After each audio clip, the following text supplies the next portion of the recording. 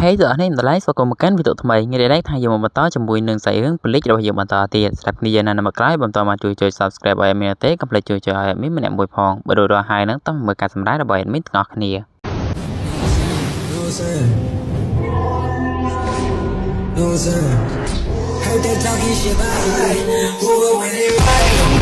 I'm alive, just looking to revive. Keep that vibe, me and the guys, we just like trong lực tại Canada tại cá rồi bao xa đồ bánh nó bên nó cứ miên chủng mình pin một cái bàn về hát từ lời xa đồ còn tại xa đồ nó cỡ prom to đại nô tê để thua phụ kế nó cỡ hạ xa đồ cỡ răng rục chủng năng phụ kế rồi hai nít từ bàn chỉ phụ kế tiếng đông thoát bầm rong năng sầm phóng từ lời xa đồ ấy còn tại bên nó Ichigo của bàn một chuối ba mươi tờ phụ kế nó cứ hạ bay đôi chỉ khai Ichigo các làng maintain ba tụ bay chỉ Ichigo nó cỡ dụ trầm tại đẹp pram trăm cái đào nó bên được mình pin từ con năng năm nêu tàu bát phụ kế tăng phí các bàn nọc này cho này dây cái này nó bên nó như bàn khơi thay xa đồ nó cỡ prom tại đây mới chủng năng bàn tòng sai co bỏ co đôi sai co mùi năng biết cứ miên ở tận đây chiều chiều các làng maintain sầm rạp co bàn tay miến cỡ toàn prap nô tế tuổi ngào dần Ichigo ban xua từ Kansa đồ tha hai đây ban chạy nó cứ nào tại cho chẳng nó về đã puke nó ban vì bà ham một lời anh hai ai nó cứ thua chẳng vì anh đừng rong được bút ngôn này đừng ọt ngồi bên tiết xa đố cứ bật chỉ khlang maintain còn tay hai đây ban chỉ xa đồ nó cứ prom vai phụ ọt nâng chẳng Ichigo ban mà to dễ phong đại thay hai đây ban chạy nó cứ mình prom vì hát từ lời puke từ nào ở puke nó cứ nào tại bàn to vì anh chẳng vì anh đừng rong được bút ngôn còn tay xa đố cứ ban dễ phong đại thá có cứ ban sport hai tha có nó cứ mình prai cầm đạp đáy bởi vì hát từ lời nam và đòn tiệt nô tê Ichigo ban su phong đại thái tại nó cứ ban sport cho mùi năng pinaki đòi xa đồ ban dây phong đại thái có cứ ban sport cho mùi năng chita là bọc quạt mùi bên thiết chita là bọc quạt cứ chia chun chiết Michiko trong này luôn có chia chun chiết Michiko được khné một về đại một đòn tì nì Ichigo ban dây phong đại thái qua nó cứ mình khoa nô tê còn tại ngò tha ta quý nó cứ miên đầm lầy phần này tao đôi chỉ cả mùi chân còn tại xa đối ban dây phong đại thái quý nó cứ bật chỉ miên đầm lầy khang na vì ai đang dục chỉ bật bọc quạt giờ một điệp của bàn đài đôi can đi dây mới nick ban lưới đo bong thóm này buộc mây biên tông anh phong đài còn đôi xa tai bu kế ban tục từ giáp đâu cả lại xa đối cầm buộc tại địa dây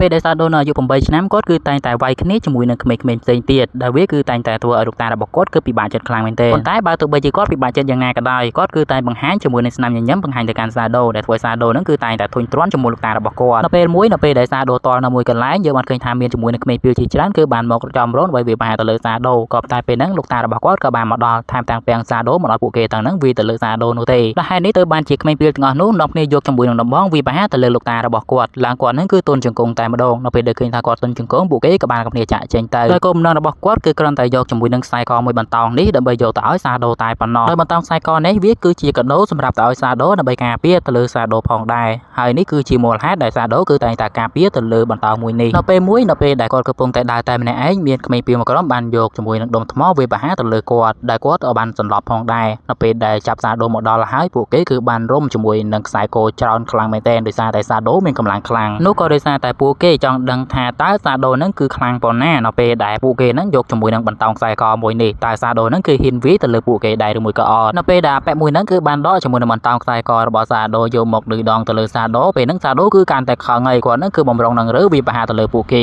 ក៏ប៉ុន្តែជាសំណាងអីក៏ដោយសារតែពេលហ្នឹងគឺថា Ichigo នៅគៀននឹងដូចគ្នាដែលហេតុនេះគាត់បានមកធាក់ទៅលើប៉ែហ្នឹងមួយជើងតែម្ដងពេលហ្នឹង Ichigo គឺបានដកជាមួយនឹងបន្តោងខ្សែកហ្នឹងយកទៅឲ្យសាដូវិញផងដែរក៏តែមុននឹងគាត់យកទៅឲ្យសាដូគាត់ថែមទាំងយកជាមួយនឹងទូរស័ព្ទហ្នឹងខលទៅឡានពេទ្យទៀតផងដោយគាត់ហ្នឹងគឺខលឡានពេទ្យហ្នឹងគឺដើម្បីមកដឹកពួកអស់នឹងឯងគាត់ឃើញថា Ichigo ហ្នឹងគឺខលទៅឡានពេទ្យឌឺដងទៅលើពួកគេ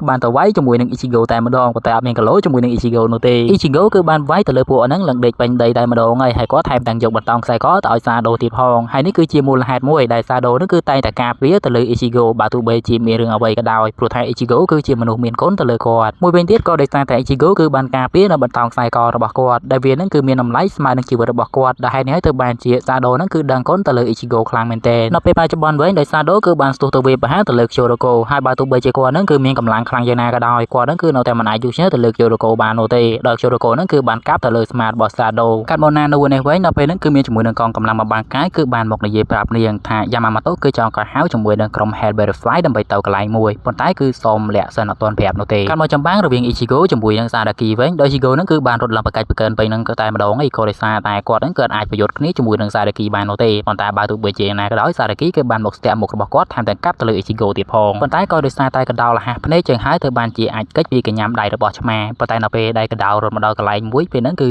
ថាសារគីហ្នឹងគឺបានទម្លុះជាមួយនឹងទ្វារមកដល់ទីនេះតែម្ដងហើយ Ichigo ក៏ទប់ទល់នៅកន្លែងហ្នឹងតែម្ដងអត់ទៅណាបានទីនោះទេដោយសារគីក៏បាននិយាយផងដែរថាឯហ្នឹងគឺគុំរត់លេងច្រើនពេកខ្ញុំហ្នឹងគឺមិនចេះលេងចាប់ជាមួយនឹងឯងនោះទេពេលហ្នឹងយើងបានឃើញថាសារគីហ្នឹងគឺបានព្យាយាមវាយប្រហារទៅលើ Ichigo ប៉ុន្តែ Ichigo ហ្នឹងគឺព្យាយាមរងខ្លាំងមែនទែនក៏ប៉ុន្តែកម្លាំងរបស់ Sado ខ្លាំងពេក Ichigo ហ្នឹងគឺពិបាកទប់ទល់ខ្លាំងណាស់ពេលហ្នឹង Ichigo គឺមានឱកាសកាប់ទៅលើសារគីម្ដាវក៏ប៉ុន្តែមួយដាវហ្នឹងគឺអាចធ្វើអីទៅលើសារគីបាននោះទេព្រោះថារាងកាយរបស់គាត់ហ្នឹងគឺតានខ្លាំងមែនទែនម្ដាវហ្នឹងគឺអត់មុតនោះទេដែលហើយនេះ Ichigo ក៏បានរត់ចាក់ចេញពីកន្លែងហ្នឹងដើម្បីគេចពីសារគីនៅពេល Ichigo គឺបានរត់មកដល់កន្លែងមួយគាត់ក៏បានឆ្ងល់ថាហេតុអីបានជាគាត់ហ្នឹងគឺមិនអាចសូម្បីតែកាប់ទម្លុះជាមួយនឹងរាងកាយរបស់សារគីអញ្ចឹងវាហ្នឹងគឺមិនអាចនោះទេតែវាហ្នឹងគឺអាចពាក់ព័ន្ធជាមួយនឹងសភាពវិញ្ញាណរបស់ពួកគេទាំងពីរដែរមែនប៉ុន្តែនេះក៏ដោយសារតែគាត់ហ្នឹងគឺភ័យខ្លាចតែប៉ុណ្ណោះបើសិនបើជាគាត់គឺបង្រួមជាមួយនឹងថាពលរបស់គាត់ឲ្យវាមុតស្រួលជាងមុននោះប្រកបណាស់គាត់នឹងអាចវាប្រហារទៅលើសារគីឲ្យមានរបួសបាននៅពេលនេះ Ichigo ក៏បាននឹកឃើញអំពីពាក្យសម្ដីរបស់ Urahara ដែលបាននិយាយប្រាប់បង្ការគាត់ដែលថាបើសិនបើជា Ichigo គឺមិនព្រមតទល់នោះទេ Ichigo នឹងត្រូវស្លាប់ប៉ុន្តែបើសិនបើជា Ichigo នឹងគឺព្រមតទល់នោះប្រកបណាស់វាមានភាគរយដែល Ichigo នឹងគឺអាចយកឈ្នះបាន